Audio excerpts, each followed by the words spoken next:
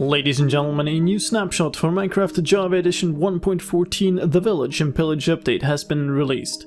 My name is slicedlime, I'm here to guide you through all the changes in Minecraft 19w13a. This one has a big update to raids, so let's start with those.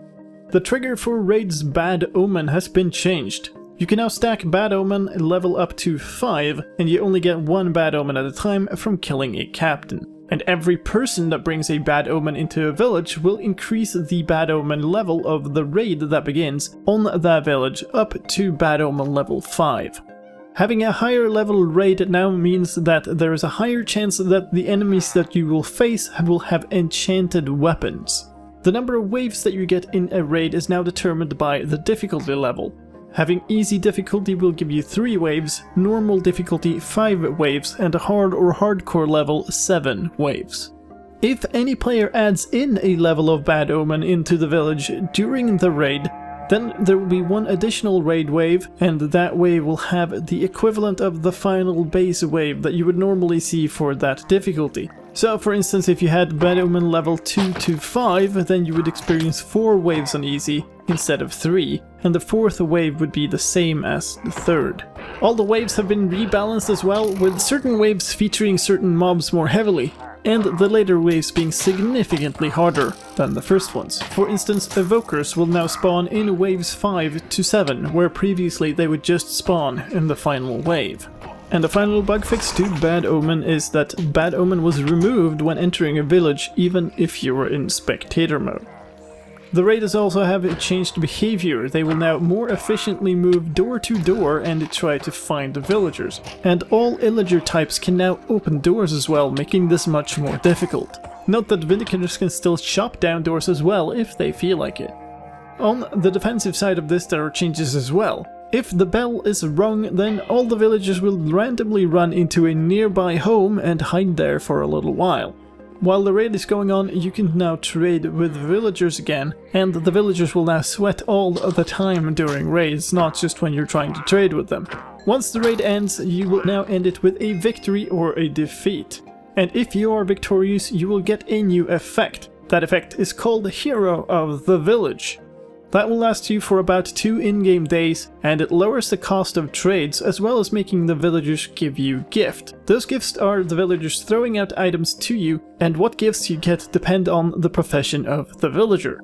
The possible victory gifts are: for an armorer, all types of chainmail armor; for a butcher, cooked rabbit, chicken, pork chops, steak, and mutton; for a cartographer, maps or papers; for a cleric, redstone and lapis; for a farmer, bread, pumpkin pies, and cookies; for a fisherman, cod and salmon; for fletchers, most commonly arrows, but also in rare cases tipped arrows of speed, slowness, strength, healing, harming, leaping, regeneration, fire resistance, water breathing, invisibility, night vision, weakness, or poison; for leatherworkers, leather; for librarians, books; for masons, clay; for shepherds, any color of wool blocks; for toolsmiths, stone, pickaxes, axes, shovels or hoes; and for weaponsmiths, stone, gold or iron axes. And finally, when it comes to villagers, they can now breed again, and villager babies now have biome-specific skins, just like their parents do. Let's move on to gameplay. When you slept in a bed in the previous snapshot, that did not properly set your spawn point. That has been fixed in this version. And more bed bug fixes.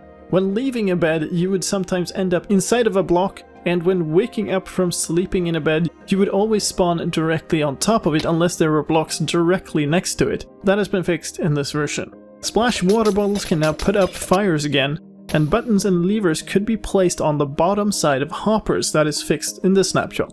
Mob fixes. The Ender Dragon did not spawn when your render distance was 10 or lower. That's fixed in the snapshot. And in the darkness, hostile mobs could spawn on top of leaves and glass blocks.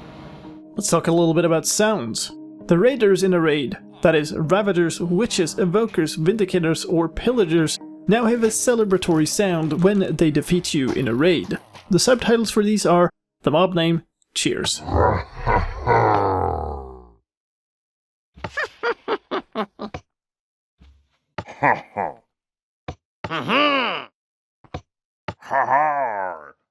villagers also now have a horn version of the Celebrate sound. And a sound-related bug fix, eating no longer made the burp sound. That has been fixed in the snapshot. Let's move on to user interface fixes. The beacon user interface didn't work, so you couldn't set a new beacon effect. That has been fixed in the snapshot. The accessibility button is now available directly on the title screen, a small button with this icon on it.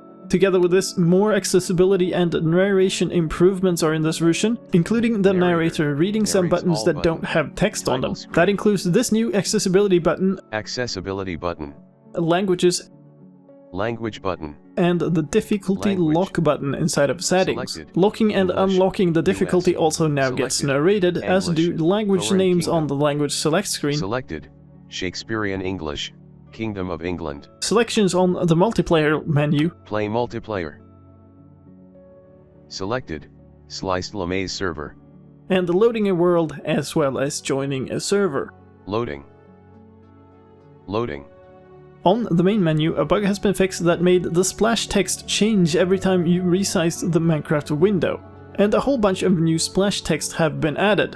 They are Rainbow Turtle, Something Funny, I Need More Context, Ah! Don't worry, be happy, Water Bottle, What's the question? Plant a tree, Go to the dentist, What do you expect? And Look Mom, I'm in a splash! Finally, all splash text referencing Notch have been removed. On the technical side of things, for map making and pack making, a bug has been fixed where entities in force-loaded chunks were not selectable using selections, and another bug fix has been done to structure integrity. Here's a weird one: entering a command block user interface would stop all music playing. That's fixed in this snapshot. And there was a sound event inside of Trident data that wasn't used.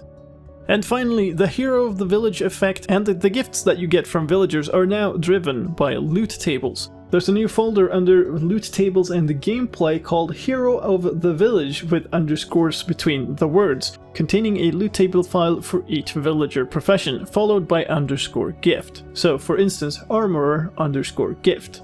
And finally, for this version, there are some stability fixes. World backup files now have the correct extension again. And as always, some more crash fixes. Now do keep in mind, if you try this version, that if you upgrade a world to a snapshot, you will never be able to downgrade that world again, and snapshots are less well tested than full releases. So if you test this version out, do so on a backup of your world, or on a separate test world.